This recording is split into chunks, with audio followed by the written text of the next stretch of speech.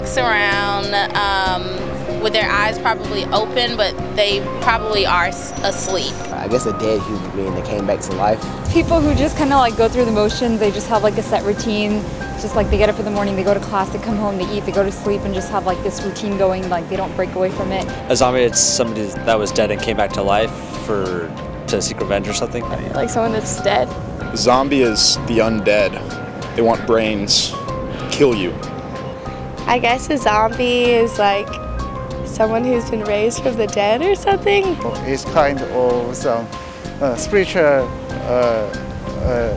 existence, dead in physicality, but still have some consciousness. And they do things, they just like follow the crowd, and they don't like think for themselves.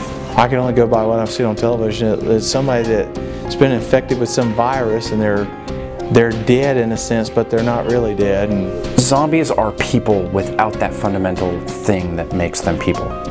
And a zombie's sole purpose is to feed. And in doing so, they make more zombies.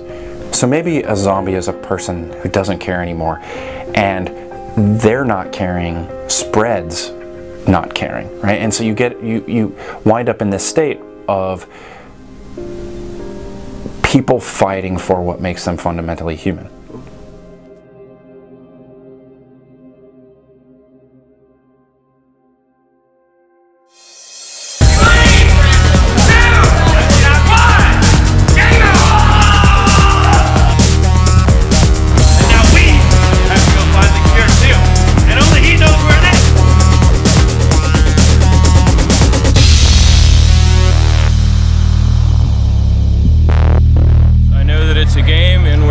People pretend to be humans out chasing people who pretend to be zombies, but I would say that most of the human race unfortunately qualifies for the zombie contingent currently. So I think the thing that fascinates me most about humans versus zombies is when I saw it, it seemed to me to be a real reaction against zombification, especially at college universities.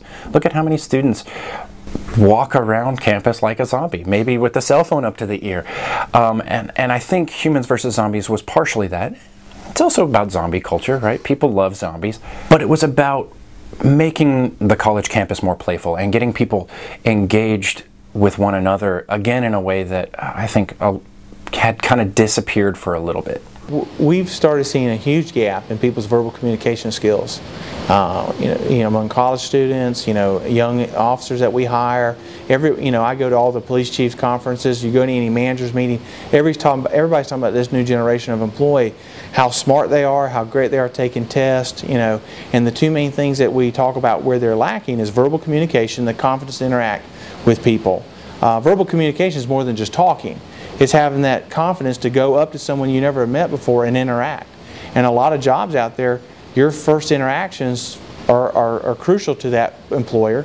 Number two is we have to get you to be able to interact and kind of take away that apprehensiveness so you can get the information that's needed.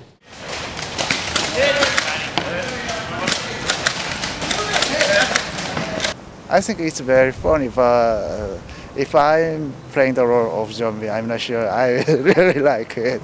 I would consider playing. Possibly, I'd consider playing. Yeah, I'd love to play Humans versus Zombies. Perhaps. I don't know. I've just never really been asked about it before.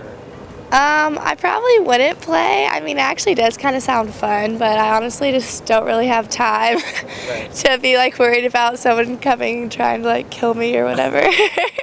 Man, I wish I could play Humans vs. Zombies. I forget who I was telling this to the other day. Like, I desperately want to go to class with a Nerf gun, right, and play. But the problem is it's totally predictable where I'm going to be, and it's not like I can partake in all of it. But right, there'd be a horde of zombies waiting for me out of class. What am I going to do? I got my 6-shooter Nerf gun, toast.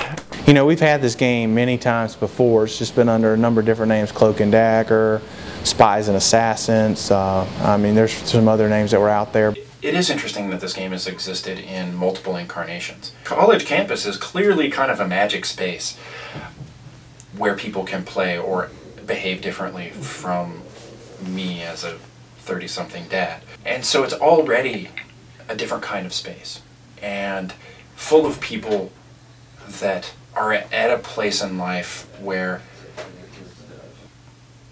they're still willing to have fun. My objective for, a message that we might send to players is get out, have fun, and that's all there is to it. This is an opportunity for you to take a break from classes, maybe not think about chemistry for a couple of hours, and go out and be active and have fun and meet people. And that's what the whole game is there for. It's definitely a big thing to see, people interacting, because that's a huge portion of the game, is just interactions. It's really easy to meet new people playing this game. You're walking down the street, you're crossing over Sanford Bridge, you see somebody else with a Nerf blaster. Something tells me you're going to be able to go and talk to that person for a couple minutes. I only started hanging out with these guys recently, but I would just randomly find people like, hey you have a gun, let's hang out until we end up going off to class because there are 10 zombies outside snowing. Yeah. It brings a lot of people outdoors, being active in groups they're not used to, and it usually brings together a bunch of like-minded people that would all enjoy something like this. Romantic-wise, we have 2 couples in our staff that met, I'm pretty sure met during the game or at some point after the game. And I mean, it's great common interest. I mean, there's another girl chasing you as a zombie. It's like, there's a connection there, She's also into this sort of thing, so.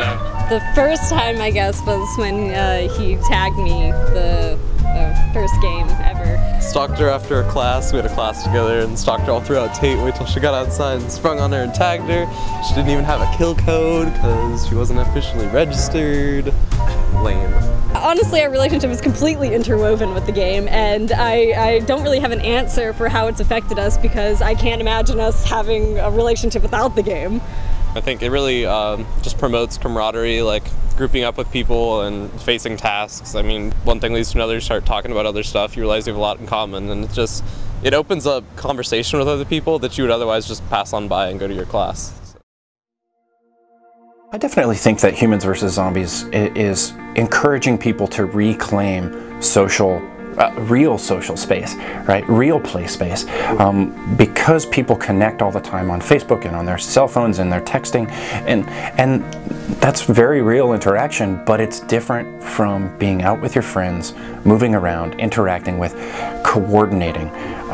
When you look at Humans vs. Zombies, it asks us to be social in a very physical way again, at a time when we've kind of lost that a little bit. You spend your entire semester focusing on schoolwork, and you probably have other things going on, but if the entire campus could play and get together and just have a week of just some fun, even if you just played a little bit,